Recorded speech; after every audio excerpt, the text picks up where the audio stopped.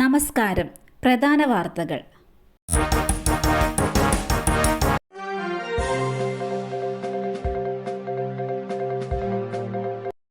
രാഹുൽ ഗാന്ധി നാളെ എത്തും. രാവിലെ എടവണ്ണയിലും ഉച്ചയ്ക്ക് കൽപ്പറ്റയിലും പൊതുയോഗം. വയനാട് MP രാഹുൽ ഗാന്ധി ബുധനാഴ്ച മണ്ഡലത്തിലെത്തും. രണ്ടാം തവണയും പാർലമെന്റിലേക്ക് വിജയിപ്പിച്ച വോട്ടർമാരെ നേരിൽ കാണുന്നതിനായാണ് രാഹുൽ വയനാട്ടിലെത്തുന്നത്. രാവിലെ 10:45 മലപ്പുറം എടവണ്ണയിൽ പൊതുയോഗത്തിൽ പങ്കെടുക്കും.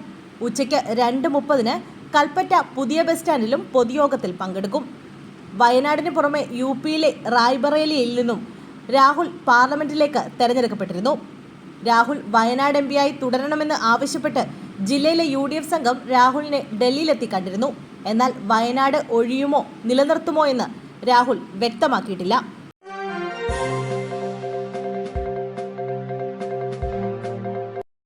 ഓടിക്കൊണ്ടിരുന്ന KSRTC ബസ്സിൽ നിന്നും വീണ് വിദ്യാർത്ഥിക്ക് പരിക്കേറ്റു. യാത്രക്കാർ തിങ്ങി നിറഞ്ഞ KSRTC ബസ്സിൽ നിന്ന് പുറത്തേക്ക് വീണ വിദ്യാർത്ഥിക്ക് പരിക്കേറ്റു. കോഴിക്കോട് കൂടരഞ്ഞിയിൽ ഇന്ന് വൈകിട്ട് 4:15 അപകടമുണ്ടായത്. കൂടരഞ്ഞി സെന്റ് സെബാസ്റ്റ്യൻ സ്കൂളിലെ 10ാം ക്ലാസ് വിദ്യാർത്ഥിക്കാണ് പരിക്കേറ്റത്.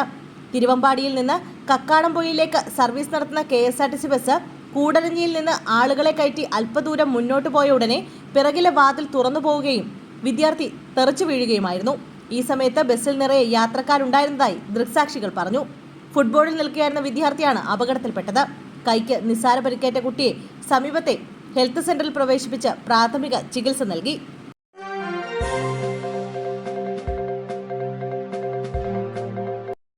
RLV Ramakrishnan MA ഭരതനാട്യത്തിൽ 2ാം rank. Kalady സംസ്കൃത സർവകലാശാല MA ഭരതനാട്യ പരീക്ഷയിൽ 2ാം റാങ്ക് സ്വന്തമാക്കി RLV രാമകൃഷ്ണൻ. കഴിഞ്ഞ ദിവസം പരീക്ഷാഫലം പ്രസിദ്ധീകരിച്ചുവെന്നും വലിയ മാനസിക സംഘർഷത്തിലെഴുതിയ പരീക്ഷയിൽ വിജയം നേടാൻ കഴിഞ്ഞതിൽ സന്തോഷമുണ്ടെന്നും RLV രാമകൃഷ്ണൻ പറഞ്ഞു. സോഷ്യൽ മീഡിയയിലെ പോസ്റ്റ് ഇങ്ങനെയായിരുന്നു: ഒരു സന്തോഷ വാർത്ത പങ്കുവയ്ക്കട്ടെ. കഴിഞ്ഞ 2 വർഷമായി ഞാൻ കാലടി സംസ്കൃത സർവകലാശാലയിൽ MA ഭരതനാട്യം ഫുൾ ടൈം വിദ്യാർത്ഥിയായി പഠിക്കുകയായിരുന്നു. ഇന്നലെ റിസൾട്ട് വന്നു. MA ഭരതനാട്യം 2ാം റാങ്കിന് അർഹനായ വിവരം എൻ്റെ പ്രിയ സുഹൃത്തുക്കളെ അറിയിക്കുന്നു. കഴിഞ്ഞ മാസമുണ്ടായ പ്രശ്നങ്ങൾക്കിടയിലായിരുന്നു പരീക്ഷ. അതുകൊണ്ട് തന്നെ വലിയ മാനസിക സംഘർഷത്തിലാണ് പരീക്ഷ എഴുതിയത്. അച്ഛനമ്മമാരുടെയും ഗുരുക്കന്മാരുടെയും സഹോദരന്മാരുടെയും അനുഗ്രഹം ഇതോടെ നൃത്തത്തിൽ ഡബിൾ MA കാരനായി.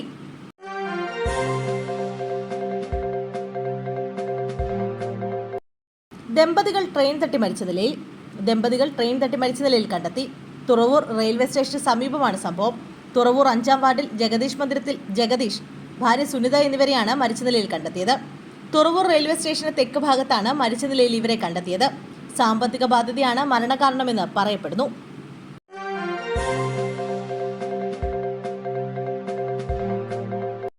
സർക്കാരിനെതിരായ വികാരം. CPM എറണാകുളം ജില്ലാ കമ്മിറ്റിയിൽ വിമർശനം.